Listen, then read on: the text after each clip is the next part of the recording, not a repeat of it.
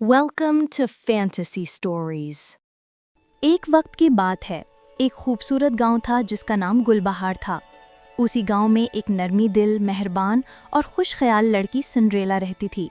उसके वालिद एक पुरानी वर्कशॉप में जादुई आइटम्स मरम्मत करते थे और सिंड्रेला भी उनके साथ काम करती थी।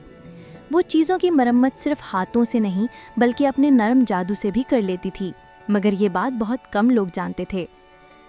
एक दिन मुल्क में एक ऐलान हुआ कि आइस सल्तनत का शहजादा प्रिंस एलरिक पहली दफ़ा इंसानों की दुनिया में आने वाला है। उसके इस्तकबाल में एक अजीम मेला रखा जा रहा था जिसमें दुनिया भर से लोग आ रहे थे।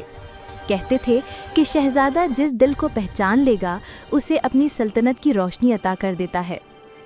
सिंड्रेला भी बाजार में मेले की तैयारी देख रही थी कि अचानक सामने एक टूटा हुआ बर्फ का लाइट क्रिस्टल गिरता है। वो फौरन उसे हाथों में उठाकर अपने जादू से ठीक कर देती है, लेकिन उसे नहीं पता था कि दूर से यही मंजर प्रिंस एलरिक देख रहा था। प्रिंस ने करीब आकर पूछा, तुमने बगैर किसी खौफ के ये क्रिस्टल छुआ?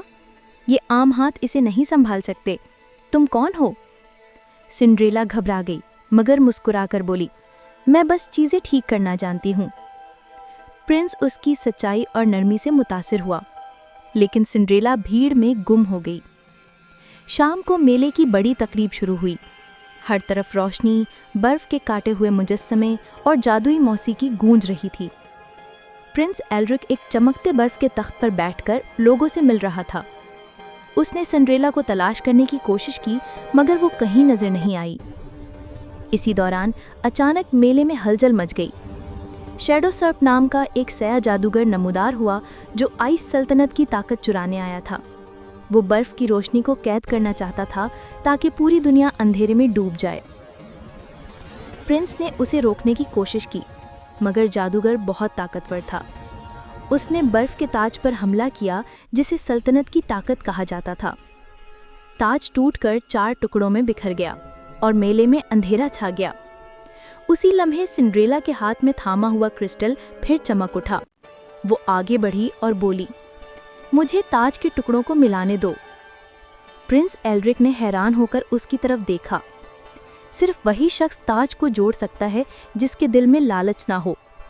सिंड्रेला ने टुकड़ों को उठाया और जैसे ही उसने जादू करते हुए ताज को जोड़ना शुरू किया, जादूगर ने हमला कर दिया।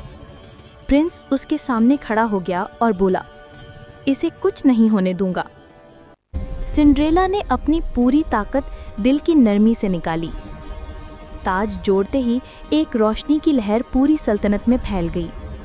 शैडो सर्प चीखता हुआ धूल बनकर खत्म हो गया। पूरा मेला दोबारा रोशन हो गया। प्रिंस ने ताज संभालते हुए सिंड्रेला की तरफ देखा और नरमी से कहा, तुमने ना सिर्फ सल्तनत को बचाया बल्कि मुझे ये भी सिखाया कि ताकत सिर्फ बर्फ में नहीं, दिल की रोशनी में होती है।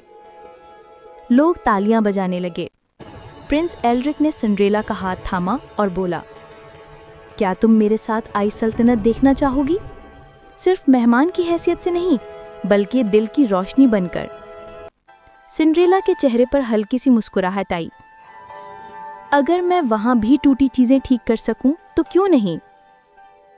यूं सिंड्रेला और प्रिंस एलरिक आइस सल्तनत रवाना हुए, जहां बर्फ की रोशनी हमेशा उनके दिलों की तरह चमकती रही।